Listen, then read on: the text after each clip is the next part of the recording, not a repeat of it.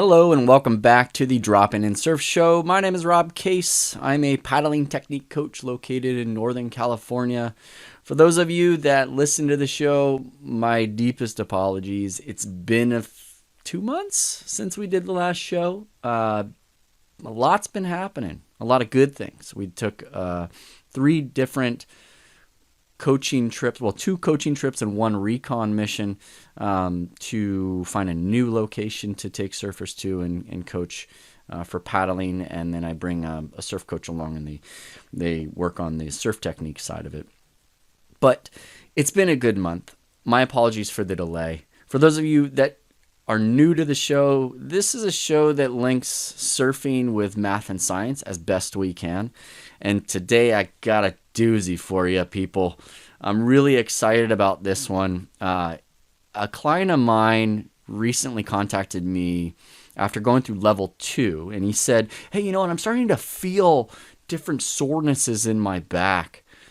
And it reminded me of this study that was published in the Journal of Strength and Conditioning Research by our friends down at Cal State San Marcos, Dr. Jeff Nessler and Dr. Sean Newcomer, with several others, Jesus Ponce Gonzalez, Cristina Robles Rodriguez, Heather Furr, and Mackenzie Warner, did this fantastic analysis of the paddling stroke across they're saying across multiple intensities, which is basically different water velocities while in the swim flume.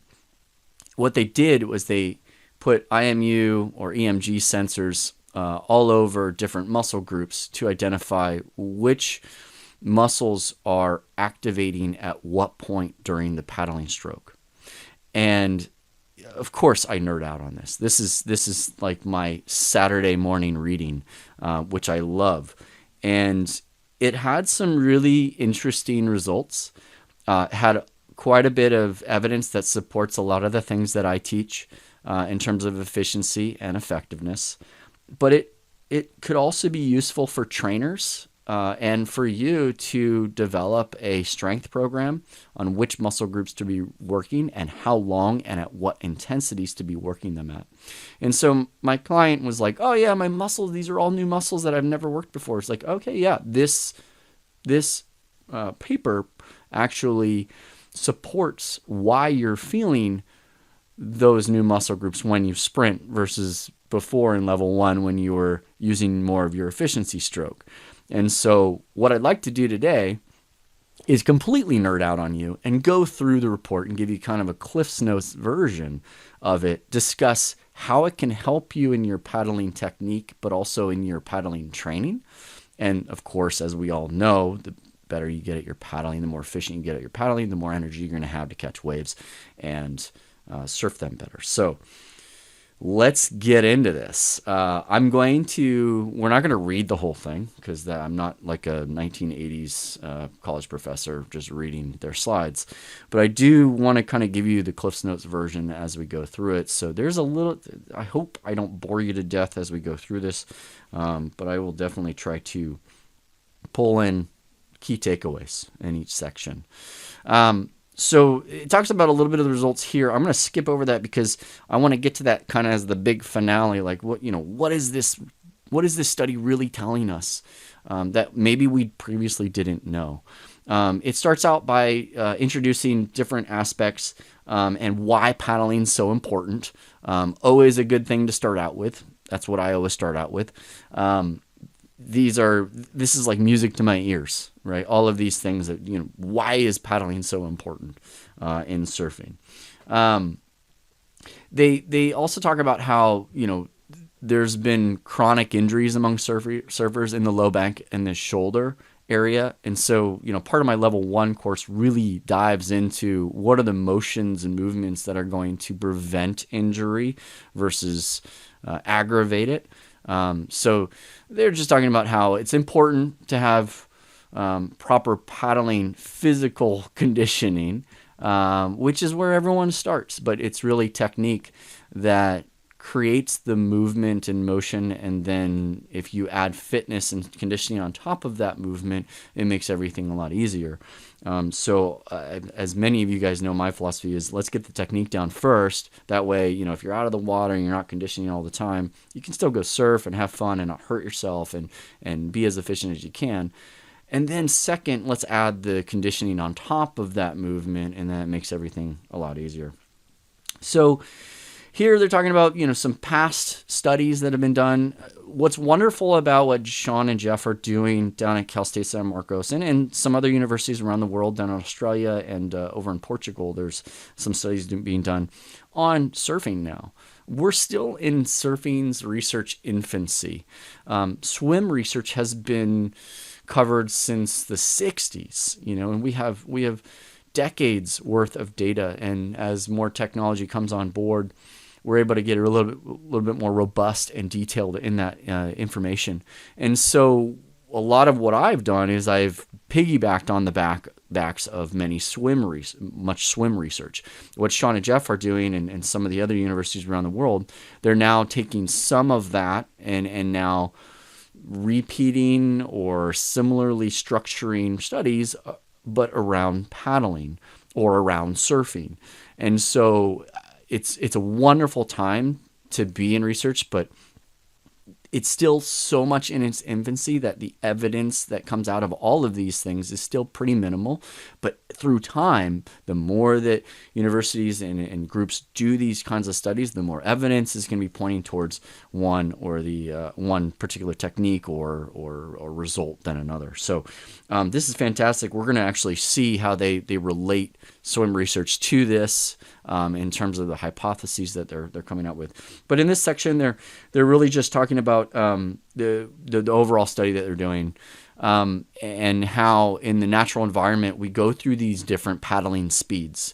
And so what they really wanted to do here is that all these other previous studies were performed at a single paddling speed, and that's not reality. In reality, we're using different, like what I call gears. When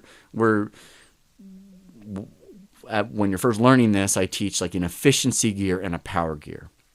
But once you start to really dial in, okay, how do I make variation within those two gears? We end up with about 6 different gears, 3 in the efficiency gear and 3 in the power gear. And there are differences in technique. There's differences in intensities and magnitude of effort and stroke rates when you're changing from gear to gear. But all they're saying here is that, hey, listen, when we're out paddling and we're out surfing, we're actually moving at different intensities. So what they wanted to do in this study was try to vary the speed that surfers go and see what muscle groups are being activated at what point during the stroke. I think that's awesome. I think it's set up a lot better than previous studies have been set up. As we move through here, so they actually group it into what they call endurance paddling and sprint paddling. So endurance paddling would be like my efficiency paddling, and sprint paddling would be the burst strokes, the power strokes. Now I teach something a little bit different in terms of how long you would be in each stroke for, just based off of required usage. The way they structured it, their sprint, the surfer had been paddling for 10 to 15 minutes by the time they got to the sprint. So that's not as likely to happen. Maybe here at Ocean Beach, when you first, you first get out and then all of a sudden there's a wave and then you sprint. But in reality, that's where, and we talk about some of the limitations. They talk about some of the limitations at the end. And that was one that they actually mentioned. They mentioned that fatigue and other issues may have been affecting their quote-unquote sprint. So the sprint really isn't a sprint. They did mention here that there were some sprint studies that were done at very short distances, less than 10 seconds, 10-second trials, and how fast they were moving. And so this gave them a proxy to determine, okay, well, how, at what point are we defining this as a sprint? At what point on the swim flume are we deciding that this speed is a sprint speed? Well, they decided around 1.6 meters per second is going to be considered sprint and above, 1.6 and above, because based on these studies, in these earlier studies that were 15 meters, 5 meters, 10 meter sprint bursts, they were moving at about 1.6, 1.7, 1.77 meters per second, 1.89 meters per second in a different group. So they kind of use that as their benchmark for that. Which is pretty fast. That we're talking about 2 meters per second. 2 meters per second is pretty close to Olympic caliber speeds for the 50 meter and 100 meter. Olympians move faster than that.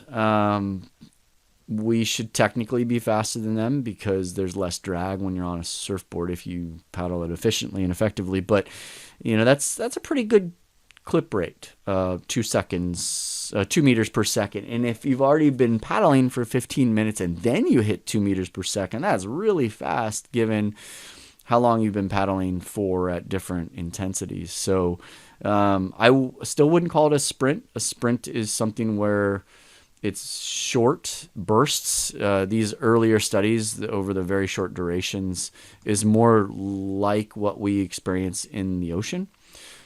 But I again, nonetheless, I like how they structured this study. The next section, they're talking about just older studies and limitations in older studies.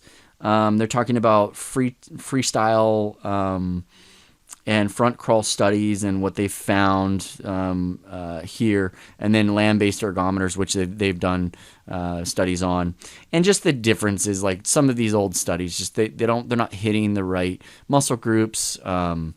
They're not in the same environment. They're not in water for the ergometer, and so you're actually engaging different muscle groups when you're in water, and there's instability that's happening. Then they go into the kind of the purposes of the study. So the primary purpose of this study was to characterize upper extremity muscle activation generated by surfers while paddling across different velocities of water. Meaning, let me read it. They just want to know what muscles are firing and when at different speeds, at different velocities that you're paddling across. What's kind of neat about this is that they had secondary purposes as well. Their secondary purpose of the study was to capture oxygen consumption, cadence, and surfboard motion at each different paddling speed velocity as well. This is where they link it back to some older freestyle swimming studies and hypothesized the muscle activations and what they expect they would see, like how close to swimming would it come. And so they just kind of talked about that, about the timing, and we found some pretty significant differences actually, which was really, really interesting. I always talk about how swimming, it's a good proxy. It's not the same, but it's a pretty darn close proxy for paddling. The motions are different. Anatomically, biomechanically, things are different. This is evidence towards that. But how much different? Not much is what I'm going to say here in terms of some of the things. There are some differences, and we outline those, and this just provides further evidence toward that. Then we go into the methods of the experiment and the test. They used EMG. Let me see if I can say this correctly. Electromyographic sensors, EMG sensors, on different areas of the surfer. So we have kind of the mid trap that you can see here if you're watching this on screen. The mid trap, you had a right and a left sensor. You had the upper trap, left and right sensor. You had a middle and was it middle and back? Hold on a sec. You had a mid deltoid and a posterior posterior deltoid, and then finally you had the latissimus dorsi that you see down here, the sensors down there and there. They also did heart rate, and then they hooked them up to the oxygen consumption device that they were measuring. And they also had an accelerometer on the nose of the board to check for rolling or yawing. So it's pretty well set up in terms of all the different areas that they're trying to identify. They talk about some limitations in terms of, not here, but a little bit later on, but how we're still missing out on the pectoralis major and a couple of the other major muscle groups that we know are engaged during the paddling stroke. The reason they had to not use those or put EMG sensors on those areas is because they're partly underwater, they're not quite underwater, they are underwater, and so the sensors are a little bit less consistent when they're underwater, even when they're taped and covered like they did have them. But also some of the EMGs would be interacting with the board itself, and so they would be kind of knocked around. So there are some other things that we want to try to solve that in swimming they were able to use those sensors because there's no board, for example, and they basically just outline, hey, these are some of the limitations. But again, I think they've done a fantastic job. Next section, they talk about the subjects that are being used. 12 recreational surfers, 9 male, 3 female, around the 30-year mark on average, around the 5'8", 5'9" range in height, and then body mass. So plus or minus certain areas. And age requirement 18 to 45 years. Minimum 5 years surfing experience. Currently surf at least 3 days per week. So that's a pretty good, consistent surf for 3 days a week, 5 years surfing experience at least. And they were excluded if they didn't meet those minimum criteria. So I thought that was a pretty good criteria for this, especially since the procedure ends up being pretty gnarly. So they talk about, in this, only data from the flume are presented here. So they're all paddling a 5'10" shortboard by 18 wide, 2 1/4 inch. So that is not a groveler. That's a pretty, smallish, narrowish, thinnish surfboard. So it's very much what I would call shortboard technique that surfers should be using for their efficiency and their power strokes. Then previous studies, they used different board sizes. So that was, a possible difference in maximum velocities that they were reaching. So that was something that they fixed in this study, which was great. Now here's the test. They're going to start out at 0.6 meters per second and increase by 0.1 meters per second every minute until the surfer was no longer able to keep up with the flow of water. So what that means is I did the math on this one. If they start out at 0.6 meters per second in 1 minute, they start to change it to 0.7, and then another minute goes by 0.8, and then 0.9. In 5 minutes, they've only gone up from 0.6 to 1 meter per second. To get to 2 meters per second, or 1.6, which is kind of like what they said was their going to be their sprint or sprint definition, they've been paddling for 10 minutes already. Paddling for 10 minutes is a long time, and at the stroke rates at which they were paddling at, I would assume that many of these guys were getting gassed by then, and some of the data that supports the oxygen consumption supports that assumption. This is what they consider a sprint.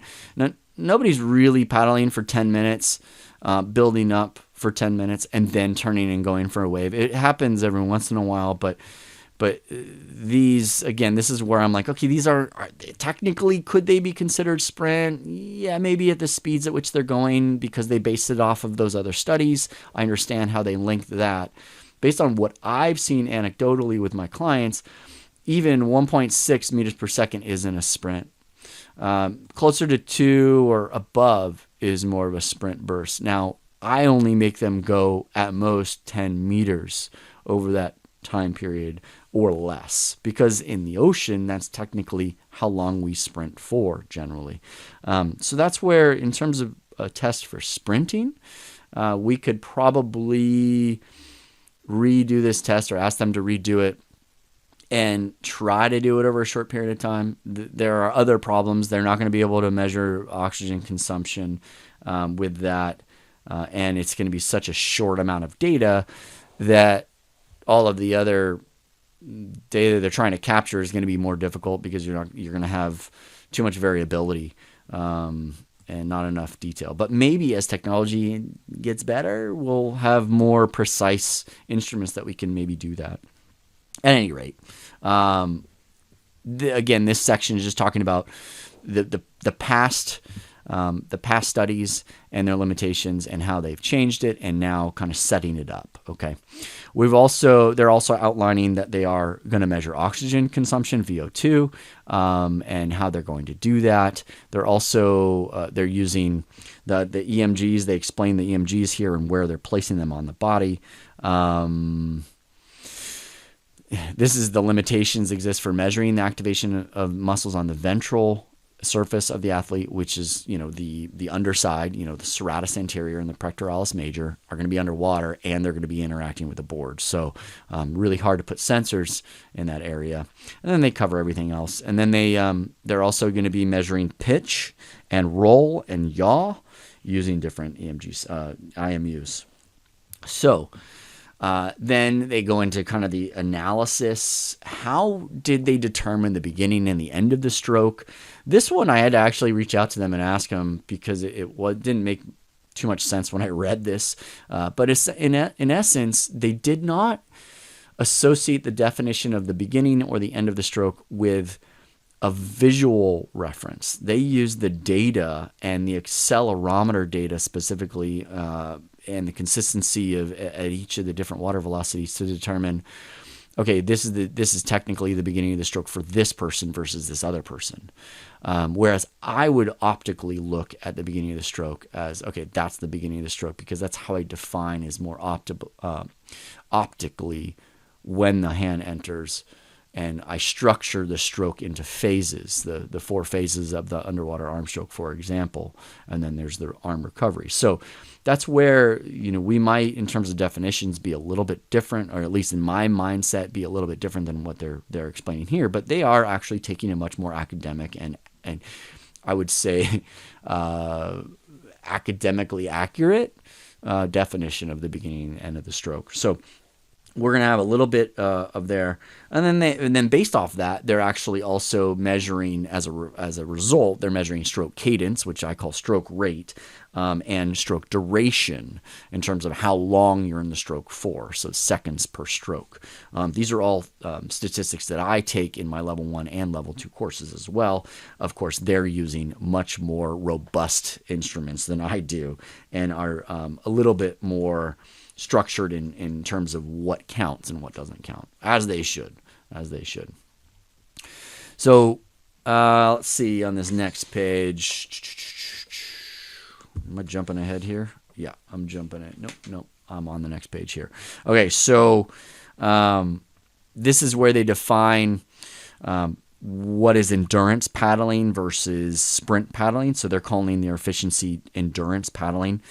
So they're saying that about 1 meter per second is more the endurance paddling, and then the sprint is 1.6 meters per second and higher. So because each participant just went until they died and they couldn't go anymore, there's a little bit at the top end. There are definitely there were 2 participants that couldn't make it past 1.4 meters per second, and so they used 1.4 meters per second as the sprint for those 2 in the data, so that they just kind of outline that. But this is the kind of the first of the results that we see here.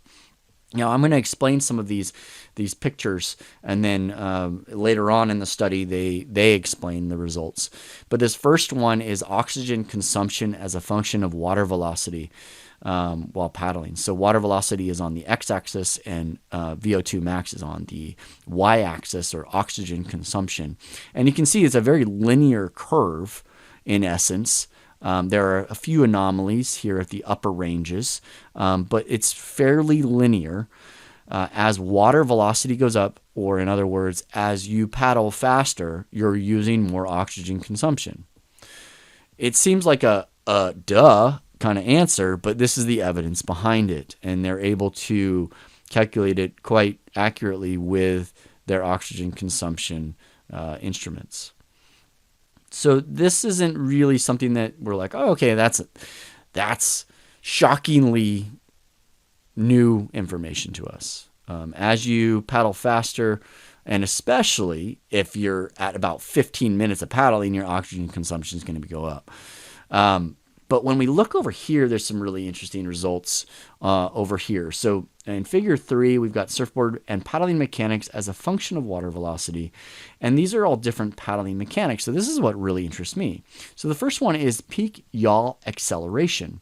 Remember what yaw is? Yaw is when the nose of the board goes left and your feet go right, or the nose of the board goes right and your feet go left. So you're kind of like snaking through the water.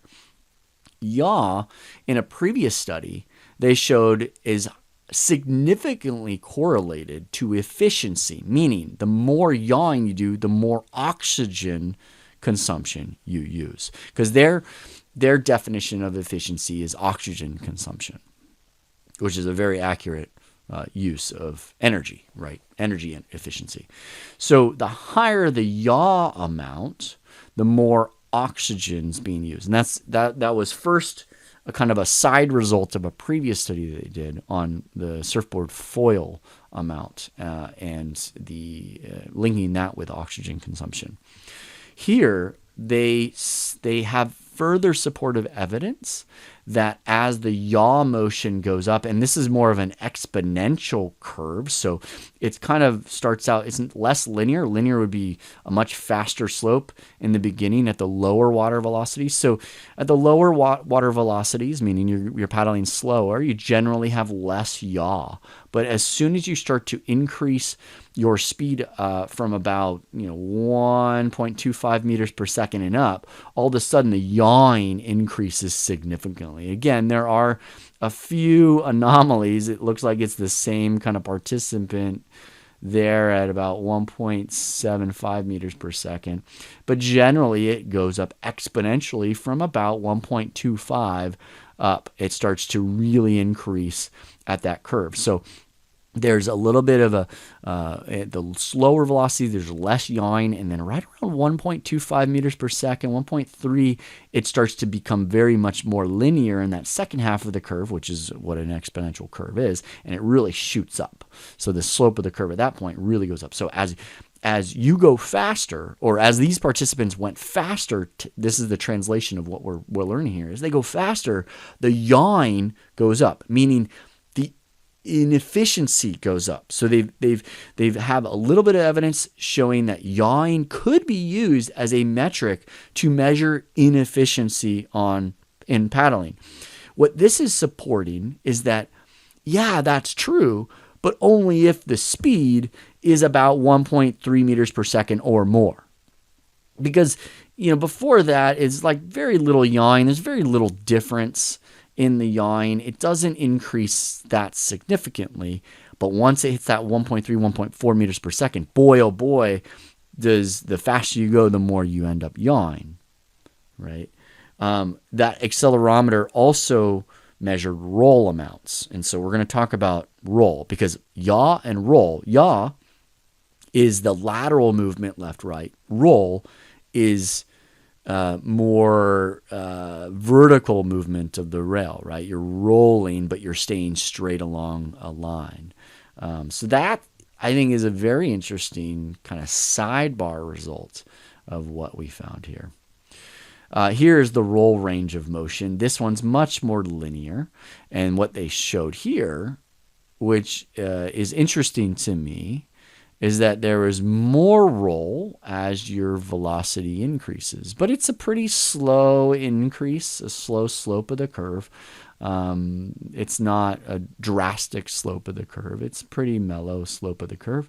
But it is linear in nature. How as you go faster, the more roll you put in your stroke. Now, what's interesting about this is that I found slightly different results for sprint.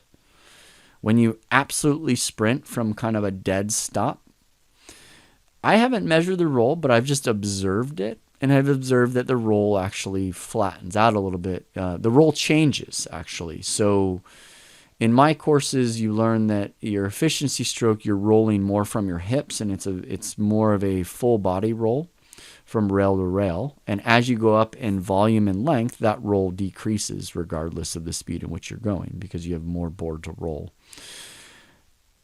For shortboard and a sprint, normally you're kicking.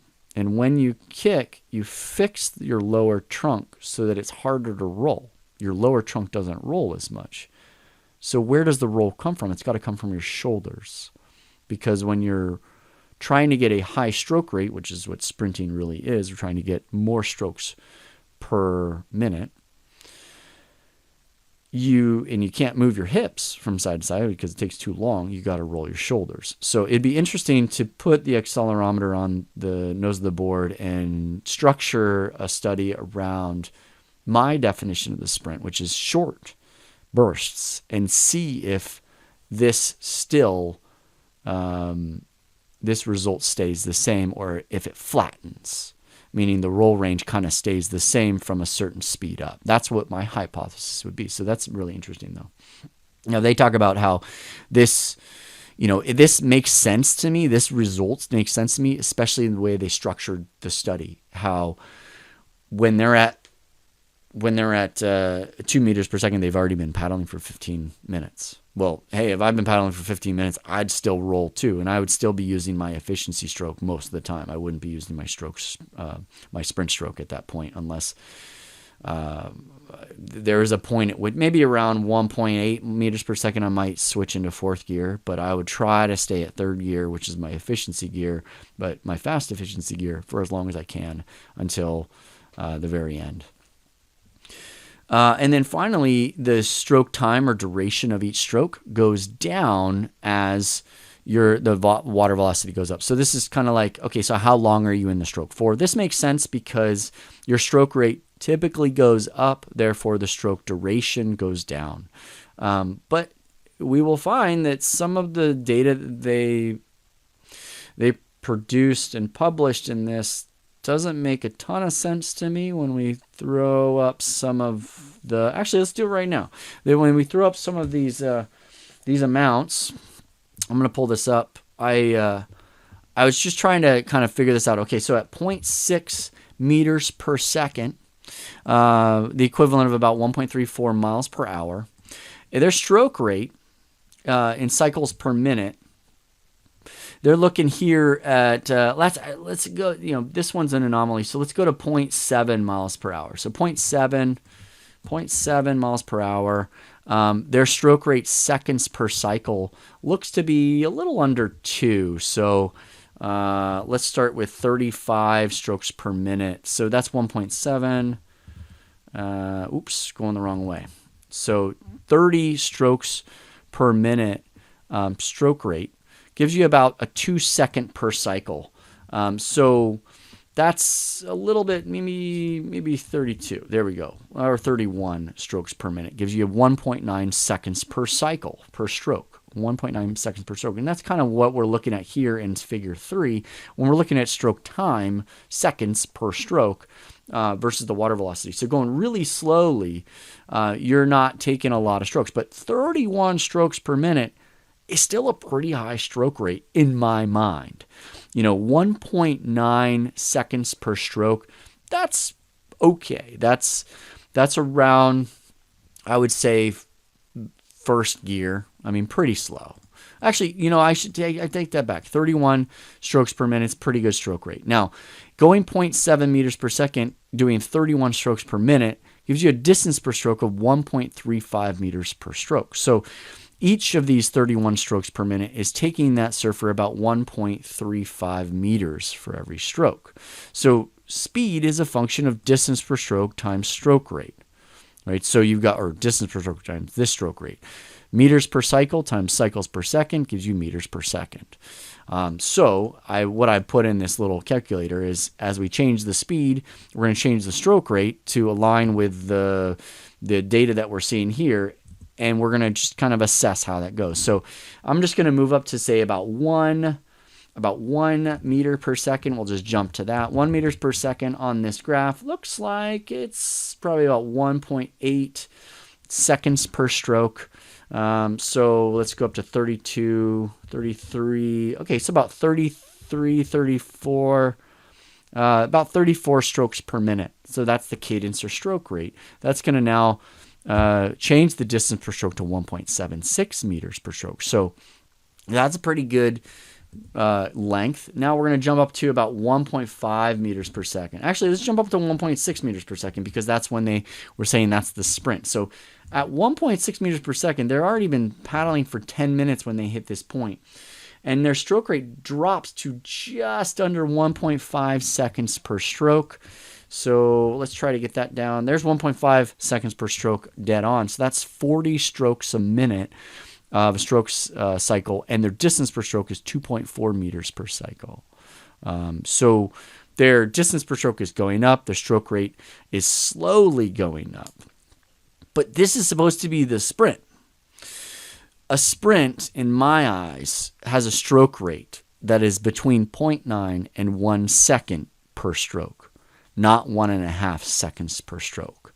So while, yes, they're claiming this as a sprint by definition off of the other studies, I totally get that, why they did that. Here's where I would say, you know what, that's not really a sprint. And even at 2 seconds per stroke rate, they're looking at, 2 meters per second. They're looking at about just over 1, maybe 1.1, 54 strokes per minute, and a distance per stroke of 2.22 meters per stroke. A stroke rate of 1.11 seconds per stroke. That's a little bit closer to what I would claim as a sprint or a stroke burst. But it's still not fast enough to technically be effective at catching a wave with ease. So I teach a 3-stroke burst. You need to get 3 strokes in within 1.5 seconds, which means the 3 individual strokes need to overlap, and each stroke is between 0.9 and 1 second in total duration. So you might look at that and be like, wait a minute. If they're 1 second per stroke and there's 3 strokes, then it takes 3 seconds to complete 3 strokes. However, what I'm saying is that the right and the left have to overlap throughout the stroke. So each stroke technically is 0.9 to 1 second in duration, but the left and right overlap on 2 of the 3 strokes. So you end up with 1.5 seconds in total duration to get 3 strokes in. Anyway, I digress. That's beside the point. But what this is saying is that I'm not entirely sure that calling this a sprint is really a sprint. Just looking at the stroke rate and cadence when they're at this top speed, it's not quite a sprint in my eyes. But again, interesting information nonetheless. So let's move on. Now this is the page that I really, really got interested in. This was an example of one of the participants and their stroke profile. So this is not an average of the group. This is one individual. And what we're seeing on the x-axis is the percent of the stroke cycle. So at 0% of the stroke cycle, so the beginning of the stroke, which again they defined based off the accelerometer data, but also they defined it as the hand is at the most anterior or cranial position, which is kind of out and in front of them and over their head. And then 100% would be kind of back to that point, right? So it's pretty close to how I would define the stroke cycle. There's a little bit of discrepancy, but we're in the ballpark here that the hand's going to enter around 0 to 10%. It hits the propulsive phase around 40 to 70%, and then the recovery phase from 70 to 100. So if you imagine the arm going in from 0 to 10, setting up for the stroke, propelling from 35 to 70%. So that's, whatever you want to call propulsion phase at that point, and then it starts to be removed around that 75% mark and is above water from about 75 to 100. So this is the latissimus dorsi at different speeds. So you can see the different speeds in the legend here, and then the solid black line is that 1.8 meters per second. So we've got 1.8 and 1.6, what they're defining the sprint, and you can see that the latissimus dorsi fires earlier the faster they go. From really the difference between the 1.6, 1.3, and 1.1, the latissimus dorsi is firing at timing-wise about the same time. But once they get up to 1.8, it fires earlier, which is interesting in my mind. Again, at 1.8 meters per second, they've been paddling for 12 minutes. So could it be that they're anticipating they need to engage sooner? Because, 1.3 to 1.6, the timing is about the same, which is really interesting, right? So this is a good question to ask. As the results of this, that it fires a little bit early, meaning maybe they're rushing the stroke. Right. And again, we don't see the visual evidence of what's happening, but could they be rushing the stroke? But the other thing we notice is that the magnitude changes. You can see here at 1.1, the latissimus dorsi is barely being activated. And then at 1.3 meters per second, the peak is much higher, 1.6 meters per second. So the difference from 1.1 to 1.3 is pretty large. The difference from 1.3 to 1.6 is not all that large in terms of activation. And then the change from 1.6 to 1.8 is quite large, and the timing shifts. So again, could that have been a limitation from 1.6 to 1.8, the timing, but the magnitude, it makes sense. And then it's interesting that from 1.3 to 1.6, the magnitude isn't all that big of a difference. So the latissimus dorsi, which is one of the major muscle groups that we use for the propulsive phase of the stroke, is being fired. And coincidentally, maybe not coincidentally, when I put hand sensors on surfers in the level 2 course, the shape of the curve for the force is about the same as what you would see here for an effective stroke, whether it's a efficiency stroke or a sprint stroke. So the sprint stroke, it would be a quicker increase into this peak, and for efficiency stroke, you have this slow setup and then an increase at the back of the stroke, right? So it's interesting that does match pretty well with the force curves that I cover and that I teach. Here's some other information, and we're going to get to some of the results in here in a bit. But the mid-deltoid and the posterior deltoid, these are our outer shoulders, right? So you would think that mostly in the recovery of the stroke, they're being engaged. And sure enough, the mid-deltoid in the recovery phase from 80% to 100, so that's that recovery above the water. You're coming up and over the water. You're going to be using that posterior and mid-deltoid to bring it forward. But what's, I think, extra interesting about this is that you can see that the mid and the posterior deltoid are being used more so in that high speed area during the propulsive phase of the stroke here and here, at about this 50 to 60% mark of the stroke cycle. Almost aligns with the latissimus dorsi.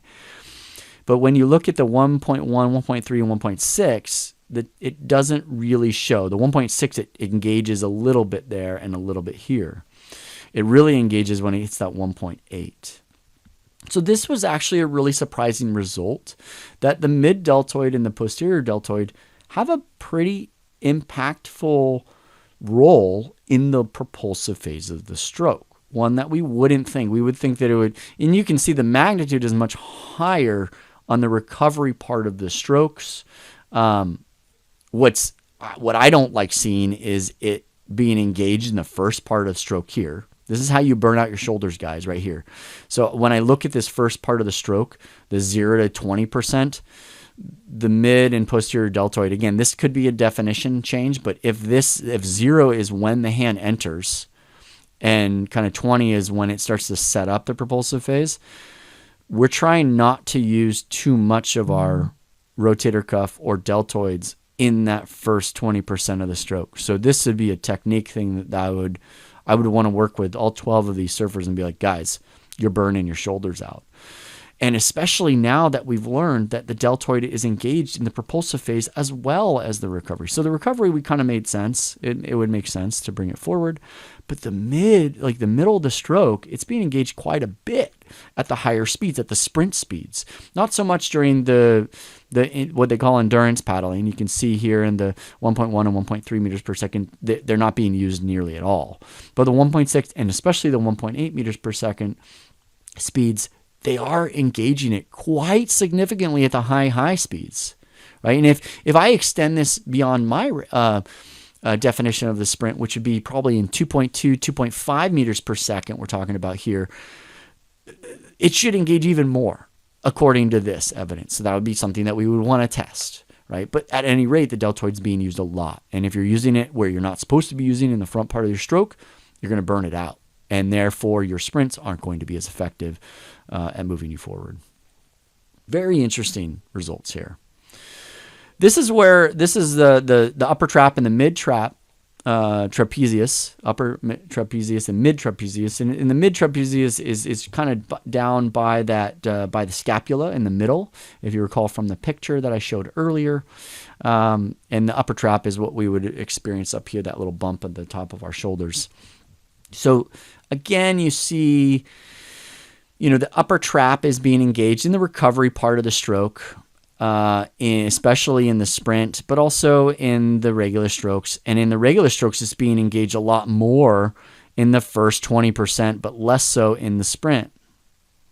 That's interesting to me, again, where the upper trap is being engaged. But the mid trap is kind of where I instigated this whole podcast from. When my client said it's right around my mid trap, like the way that he described the soreness is around the mid trap. And he said, my sprint, I feel it here a lot more. Look at this. It's being engaged during the propulsive phase of the stroke, right? But only on the sprint, not on the other one. So because we were doing level 2 and we were doing a lot of load up, he was using a lot more of the mid trap, not only in the recovery, which it is being used, as you can see here with all the different strokes, just a higher magnitude with the sprint. You can see that it's being engaged quite a bit in the mid part of the stroke. Once again, if you're engaging that mid trap and upper trap a lot in that first 20% of the stroke, there's a technique issue there. You shouldn't be engaging it this much, and so you're burning it out. But this was interesting. So I sent this to him. I said, "Hey, dude, you should be sore there because you'd never used that before." And so we did a lot of sprint stuff, and this is supporting evidence. So that was pretty cool. I like that. So moving on to the next page, we get into what they are describing as the results. But we hit figure 5. And figure 5 is, the first one is the normalized muscle activation, just is saying as the water velocity increases, so is the activation of each one of these areas, which we saw. But the change in muscle activation between the endurance paddling and the sprint paddling was mostly seen. The biggest change was in the lat and the mid deltoid. The least was in the upper trap and the posterior deltoid. So this was interesting, and then the change between the upper trapezoid and the latissimus was quite significant. The change of the change. So there was a significant difference between that upper trap and the lat in terms of the endurance versus the sprint. And I think this figure 6 shows a pretty interesting view of it as well. So the difference between the endurance and the sprint, all the muscles kind of deactivated and activated sooner when sprinting. So you can see here, let's start with the mid trap. You see on the sprint, it deactivates earlier than the endurance, and then it activates sooner than the endurance. And then the peak happens about the same between the two. The upper trap, it disengages earlier and engages earlier, but it engages the peak a little bit earlier on the sprint than on the endurance. The mid deltoid, again, it engages earlier on the sprint or it disengages earlier on the sprint and engages earlier, much earlier than we expected and then the endurance, and the peak happens earlier. So that was surprising right there. And then the posterior deltoid, it releases sooner and engages slightly sooner than the endurance, but the sprint peak happens later than the endurance. And then finally, the latissimus dorsi engages earlier on the sprint than on the endurance, and the peak happens earlier. So that was this result right here with the latissimus dorsi makes me believe that was more of a function of fatigue and rushing the stroke than what happens in an actual sprint. But maybe not. But it'd be interesting to kind of measure the neurological changes between an endurance and sprint. So what's happening in the brain when you get all excited to catch a wave? Do you start too early in your stroke? And that's a common problem. That's why I'm bringing it up here. Common problem I see with the effectiveness of a stroke and a lot of surfers slipping is that they engage the stroke too soon. A couple other of the results. So we've kind of gone through most of the results, but a couple other of the results is that the pitch angle, so meaning the nose to tail pitch, was unaffected between going slow and going fast. That was pretty cool. We already saw that the roll increases, and they talk about how the roll might increase the effectiveness of what's called slipping in the stroke. But I define slipping a little bit different. They're saying that the roll. It's further down here. Where is it? It's right here. They're saying that the roll would provide greater resistance and potentially reduce the slipping based on the arm being more submerged. Now, there's a little bit to that. The deeper you go in your stroke, the more dense the water is, and the less you are likely to slip. But I've seen people slip with part of their arm in the water to their full arm in the water. So there's more to that than just the roll. And I think I explained earlier how the roll might be different for a true sprint versus the sprint that they're defining here. So let's see here in more of the discussion, going back to the discussion, if there's any other kind of main points. Oh yeah, the primary purpose of the study was to characterize muscle activation. I think they nailed that. They were talking about how some of the areas, the timing of the engagement was earlier than they expected. They talked about how it related to swimming, and how in swimming they had kind of a later timing with similar results, but the timing was different, and as well as some of the duration was different. So that was interesting. I would want to see the swim studies that they're looking at, are they Olympic caliber swimmers or are they recreational swimmers? Because that could make a difference from the studies that I've seen in terms of the timing and the duration of the strokes. So that might be the difference there. So again, they keep going through kind of the differences in what's engaged in the swimming studies. So it could be based off of the subjects that were being used as well. And then finally, the different profiles. So the timing and magnitude of activation were altered as the water velocity increased. That was stuff that we just saw. Nothing really major there, just some really interesting things. And then these are all the things that we've already talked about, the results of what we talked about. But I love this. These data suggest that surfers might benefit from a focus on lower cadence with longer and more complete paddling strokes, as swimmers were previously reported to improve their efficiency with a lower cadence. So this is my level 1 course. This is learning efficiency by reducing your stroke rate and making each stroke more effective, but also reducing drag. So this is fantastic to hear that that's kind of what they're thinking about there. And they're on track. They're definitely on track there. They're also talking about here the results, talking about the activation during the propulsive phase of the stroke.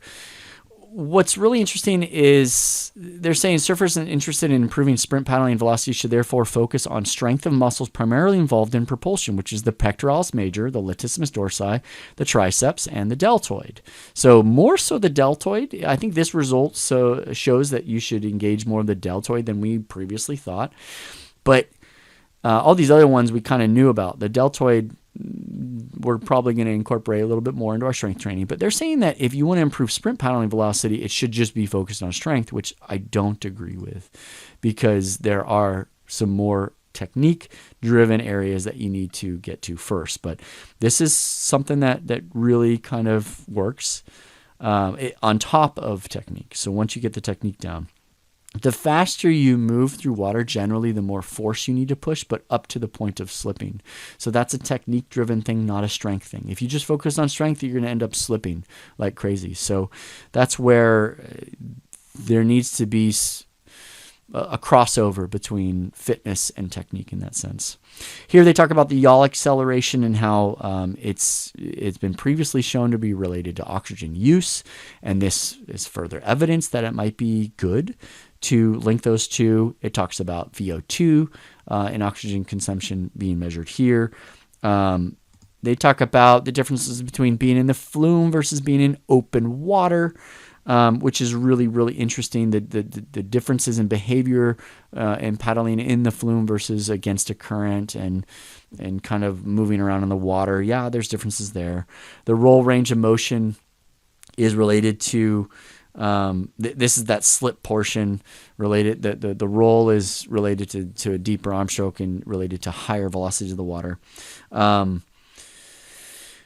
They say here, however, roll range of motion seems to be related to surfboard volume, and these surfboards that was used in this study were smaller than the ones that were used in the previous study where roll was linked. I agree, roll range of motion is related to surfboard volume and length and design, but also with speed. So that's something that I teach. And then they talk about different limitations, and I think we've already kind of talked about the limitations. There could be additional forces that you're dealing with in the ocean with currents moving side to side or chop versus in the flume. Fatigue could be a limitation, without giving rest between trials. Fatigue by the end of their test and lower velocity than their true maximum velocity. That's certainly something they outlined, and so they addressed that. And then obviously the other muscles, they couldn't get the pectoralis major or the serratus anterior, and they didn't do the tricep, which was interesting to me. At any rate, I think they did an amazing job. The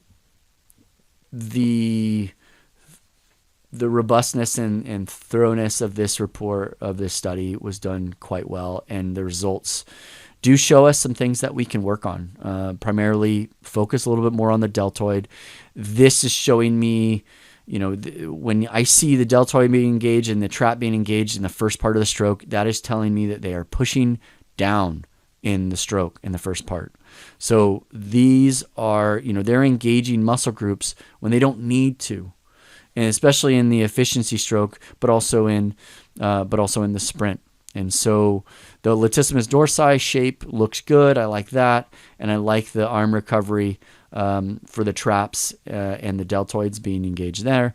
But this is, I could look at these 12 surfers and be like, okay, just look at this is one surfer. Just looking at this one surfer's profile, they're pushing down in the first part of the stroke, which is inefficient. It's just sending them up, not forward. So there are definitely some things that this surfer could improve on, and they were getting up to 1.8 meters per second, so they were moving pretty quickly and effectively. But this is really, really helpful information. Hopefully, this podcast has been helpful to you.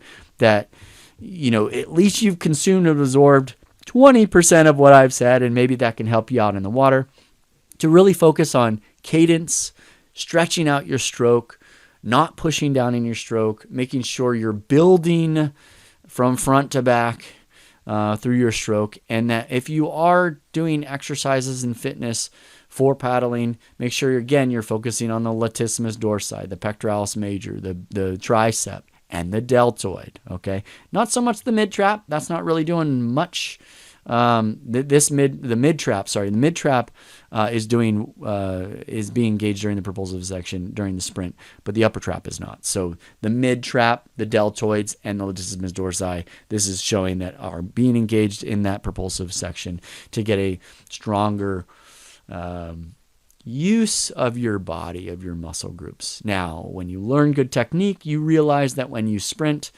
you really only need to use about 60 to 80% of the force that you have existing. You don't need to go all out when you use good technique and you're set up properly to catch a wave.